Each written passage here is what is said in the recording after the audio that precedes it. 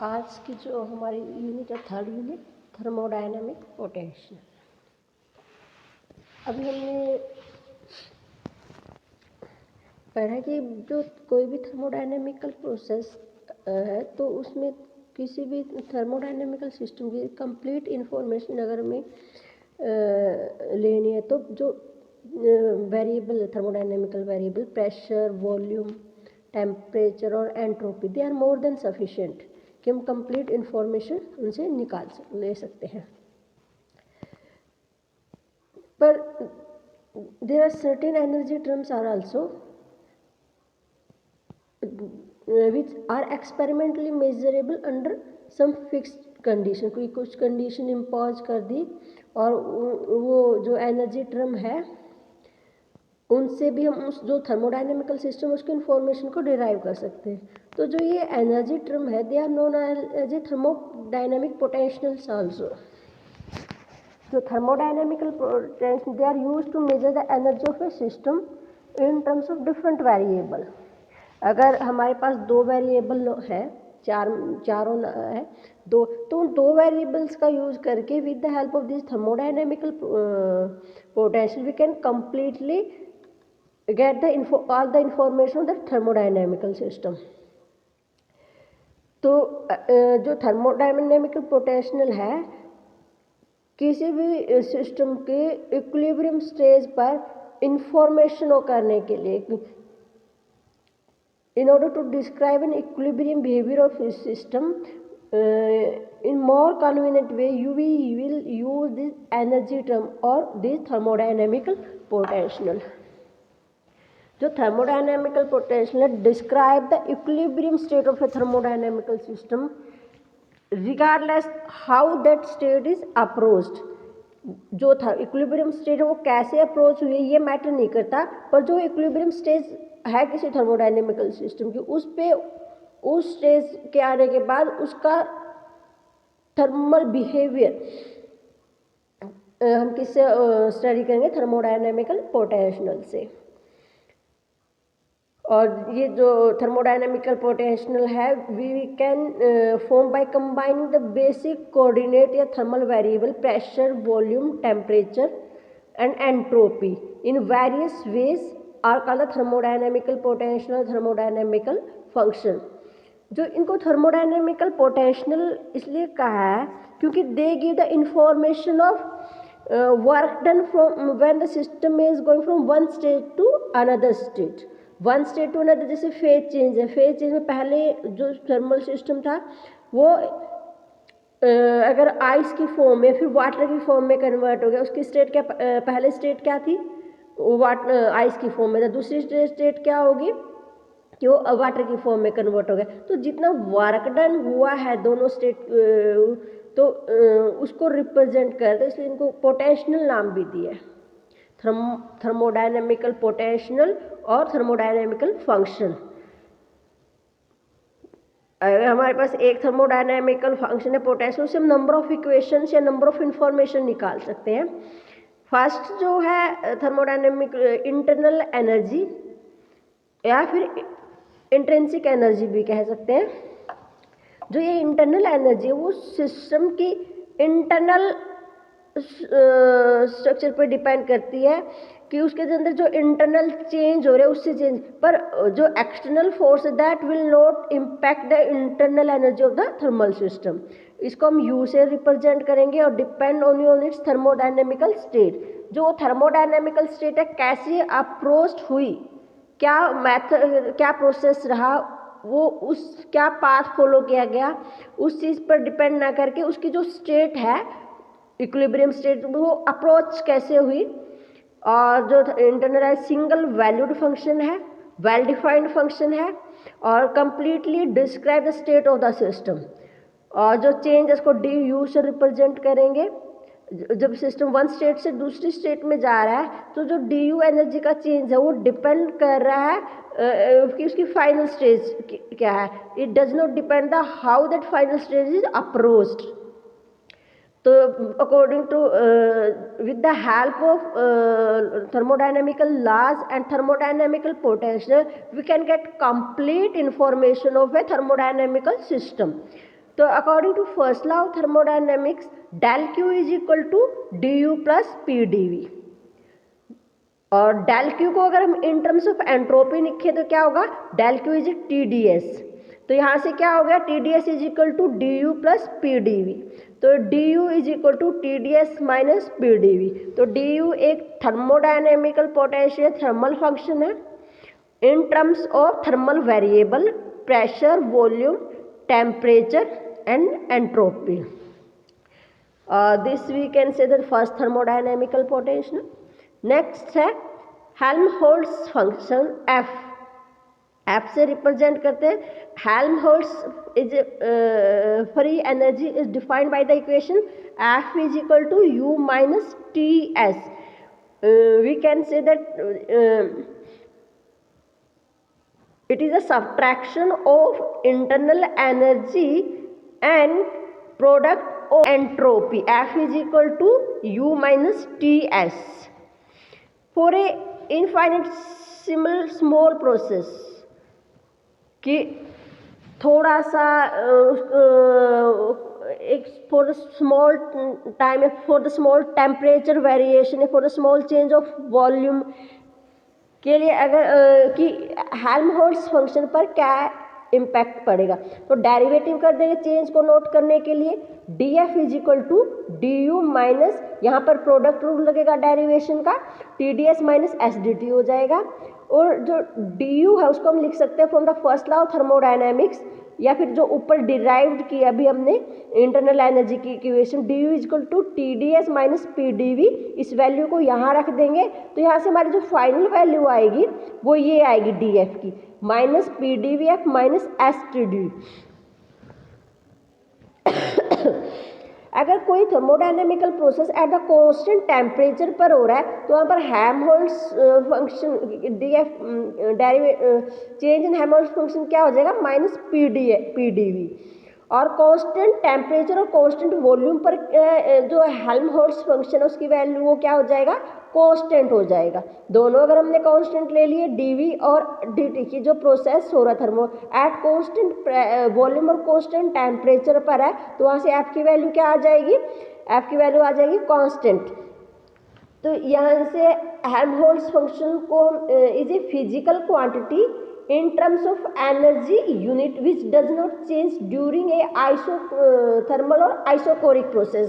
जो ये thermodynamical potential या फंक्शन है, ये इनकी यूनिट क्या है, एनर्जी की यूनिट होती है।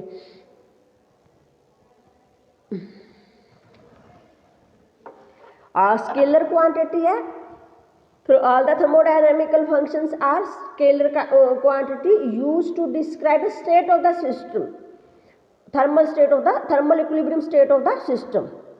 किसी थर्मल इक्विलिब्रियम स्टेट को हम ऑब्जर्व कर रहे हैं तो उसकी कंप्लीटली इंफॉर्मेशन हम with the help of thermodynamical potential या से हम निकाल सकते हैं। नेक्स्ट है एंथैल्पी। एंथैल्पी क्या है, it is a sum of internal energy and product of pressure and volume it is a function of the state of a thermodynamical system। अब वो कौन सी स्टेट की बात कर रहे हैं हम, इक्विलिब्रियम स्टेट की, जिस पर हम उस थर्मोडायनेमिकल प्रोसेस को स्टडी कर रहे हैं। तो enthalpy is a function of equilibrium state of a thermodynamical system that is equal to U plus P V. और U क्या है, इंटरनल एनर्जी, और P pressure and V volume of thermodynamical system. तो यहाँ से अगर इनफाइनाइटली स्मॉल चेंज हो रहा है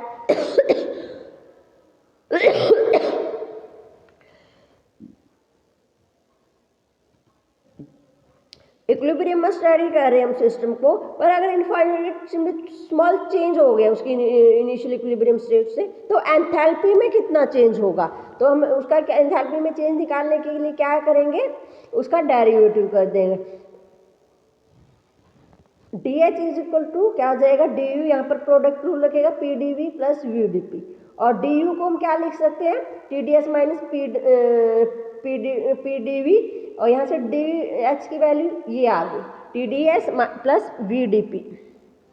और TdS को हम लिख सकते हैं del Q.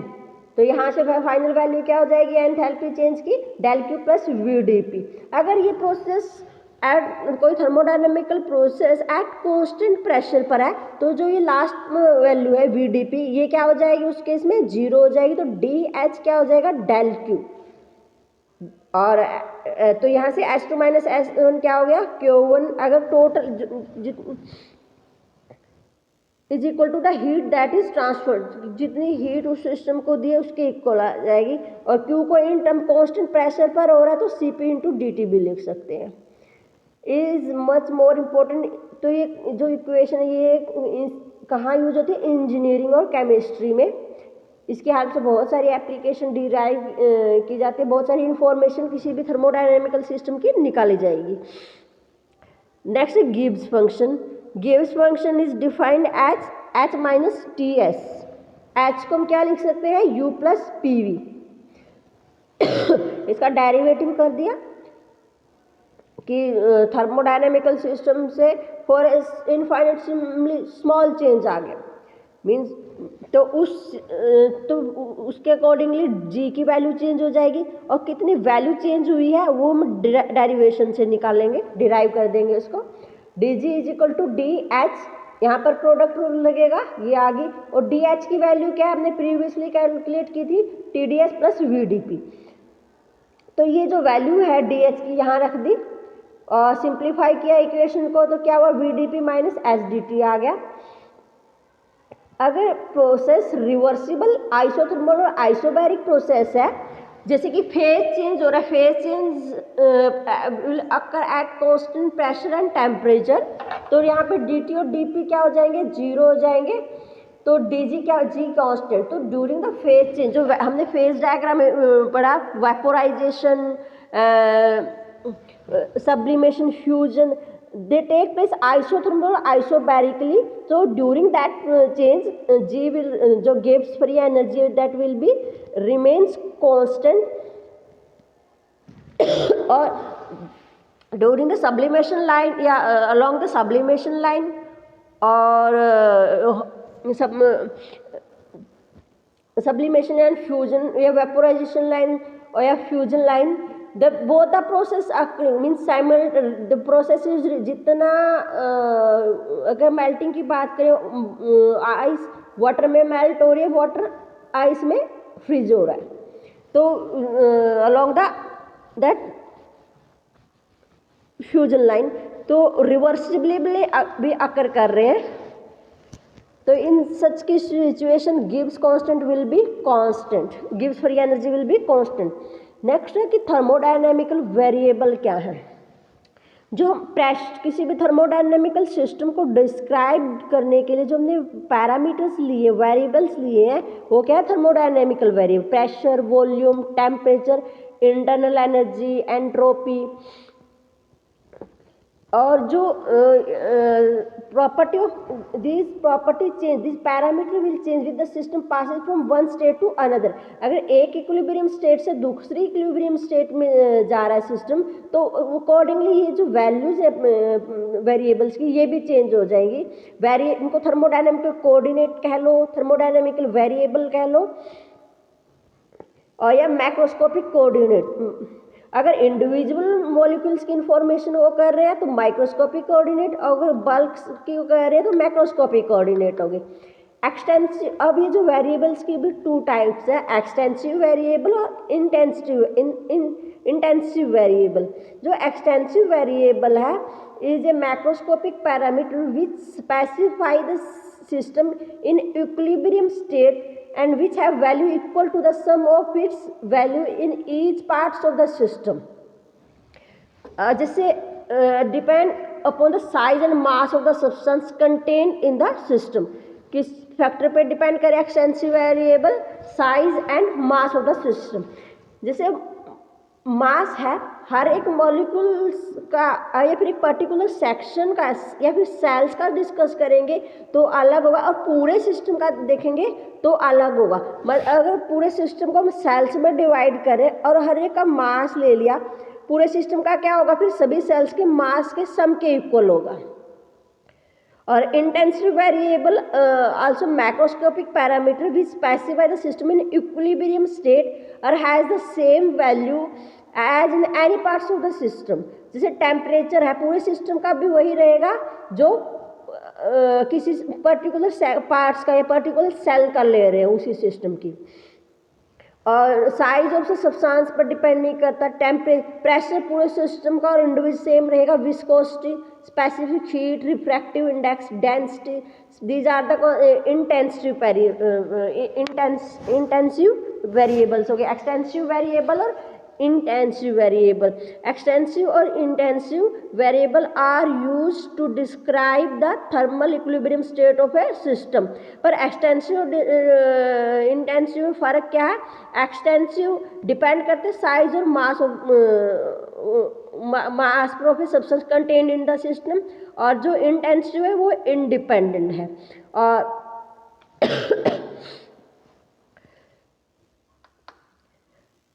let us a homogeneous system in equilibrium states, or let the system divided in many parts. If x is the macroscopic variable system having value x1, x2, x3 in each parts of the system respectively, then x can be called as x। अगर वो extensive variable है तो x की value होगी सभी variables का समझो उसके पार्शियल सिस्टम में है, मतलब जो पार्ट्स में हमने डिवाइड कर दिया, हर एक पार्ट्स में जो वेरिएबल्स होंगे उनका जो सम है, अगर वो इंटेंसिव है तो x is equal to x1, x2, x3 सभी के इक्वल होगा।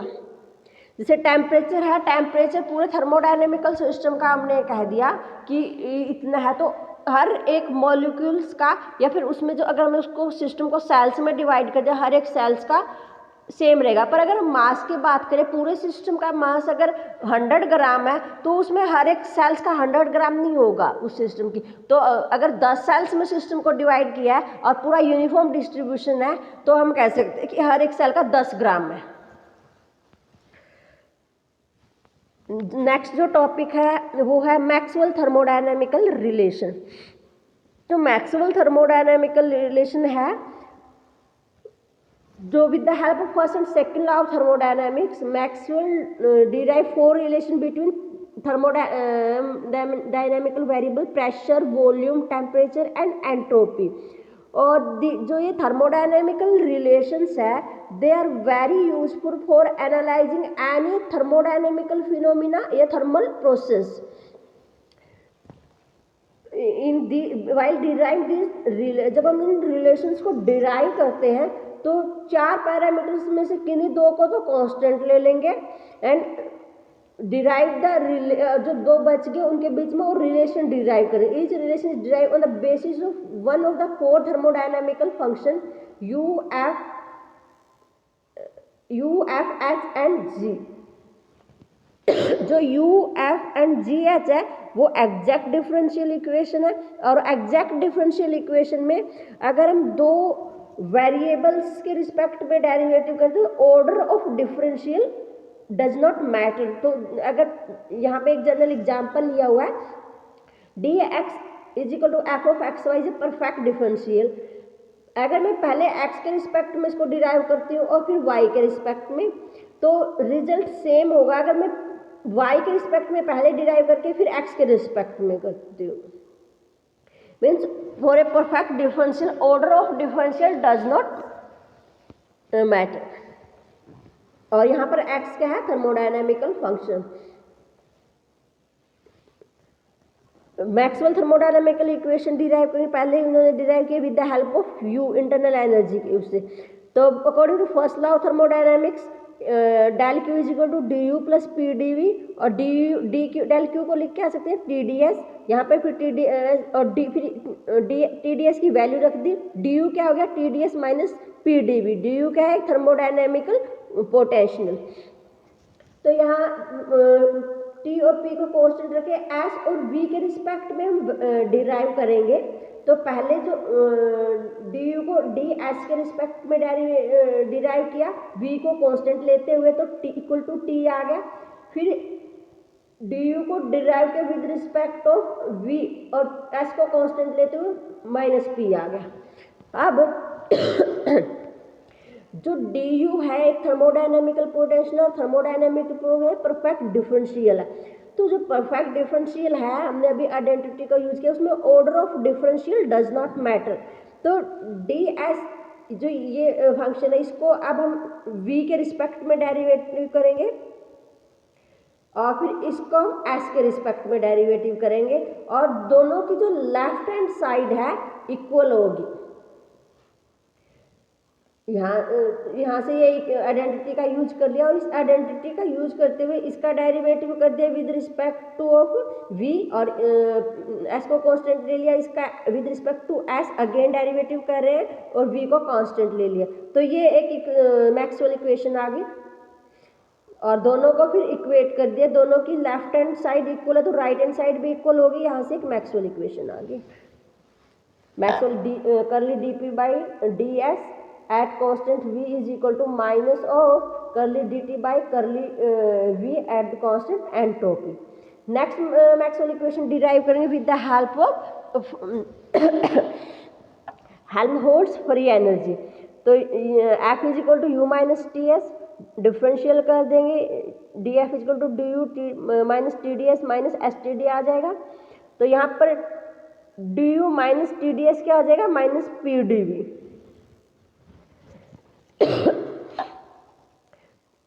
तो फाइनल डीएफ की वैल्यू क्या आ गई, minus P D V minus S D T. Same उसी तरह से DF is a perfect thermodynamical potential which is perfect differential. Same उसी आइडेंटिटी का यूज करेंगे कि order of differential does not matter. पहले एक्स वाई के एक्स से तो taking the partial derivative with respect to V and T, ये आ जाएगा। पहले v के उसमें लिया पार्शियल डेरिवेटिव, t को कांस्टेंट रख लिया तो माइनस पी के इक्वल आ गया। फिर t के रिस्पेक्ट में लिया, v को कांस्टेंट रख लिया तो माइनस एस के इक्वल आ गया। फिर इसका हम लेंगे t के रिस्पेक्ट में इसको डिराइव करेंगे इस इक्वेशन को और v को कांस्टेंट रख लेंगे। फिर इसका v के रिस्पेक्ट में डेरिवेटिव करेंगे और t को कांस्टेंट रख लेंगे। तो df is a perfect differential equation. तो जो लेफ्ट हैंड साइड है ये दोनों की इक्वल होगी। तो अगर लेफ्ट हैंड साइड इक्वल है तो राइट हैंड साइड भी इक्वल होगी यहाँ पर, क्योंकि order of differential does not matter. पहले t के रिस्पेक्ट में करो या v के रिस्पेक्ट में करो, रिजल्ट सेम आएगा। आप प्रैक्टिकली इसको करके भी देख सकते हो। कोई फंक्शन ले लो सिंपल सा, और मैथ्स में आपने पढ़ा भी होगा। तो ये सेकेंड इक्वेशन आ गई। This is the second. Now Maxwell thermodynamical equation derive करेंगे हम एच से। एच क्या है, enthalpy. H U plus P V differentiate कर दिया इसका, ये वैल्यू आ गई। यहाँ पे D U plus P D V को हम क्या लिख सकते हैं, डी क्यू, और डी क्यू क्या होगा in terms of entropy, T D S. तो डी एच की वैल्यू क्या होगी, T D S plus V D P. Taking partial derivative with respect to S and P, तो क्या आ जाएगा, ये पहले एस के रिस्पेक्ट में ले लिया, p को कांस्टेंट रख लिया, ये आ गया। और फिर p के रिस्पेक्ट में ले लिया, s को कांस्टेंट रख लिया, तो ये वैल्यू आ गई हमारी। और सेम उसी वे में परफेक्ट डिफरेंशियल है तो order of differential does not matter. इसका अब p के रिस्पेक्ट में लेंगे, s कांस्टेंट ले लिया, और इसका s के रिस्पेक्ट में डिराइव करेंगे इसको और p कांस्टेंट ले लेंगे। तो लेफ्ट हैंड साइड इक्वल होगी तो राइट हैंड साइड भी इक्वल होगी। तो यहाँ पे हमने एक और thermodynamic Maxwell equation relation derive कर दी। नेक्स्ट है Maxwell thermodynamic relation from G. ये गिव्स फॉर ये energy g is equal to H minus T S. इसका हम फाइनल रिजल्ट ले लेते हैं। फाइनली क्या आएगा, ये D G is equal to V D P minus S D T. इसको आप सोल्व कर लेना। तो इस का हम डिफरेंशियल करेंगे, पहले p के रिस्पेक्ट में करेंगे, t को कांस्टेंट ले लेंगे, फिर p को कांस्टेंट ले लेंगे, t के रिस्पेक्ट में करेंगे। तो ये दो इक्वेशन आ गई। वही दीजिए परफेक्ट डिफरेंशियल इक्वेशन, और इसका t के रिस्पेक्ट में करेंगे इस इक्वेशन का, और p को कांस्टेंट ले लेंगे, इसका p के रिस्पेक्ट में करेंगे और t को कांस्टेंट ले लेंगे। तो जो दोनों की लेफ्ट हैंड साइड है इक्वल होगी, क्योंकि order of differential does not matter. तो राइट हैंड साइड भी इक्वल होगी। तो ये हमने एक अनदर मैक्सवेल इक्वेशन डिराइव कर दी। आज का इतना ही, बाकी हम कल करेंगे।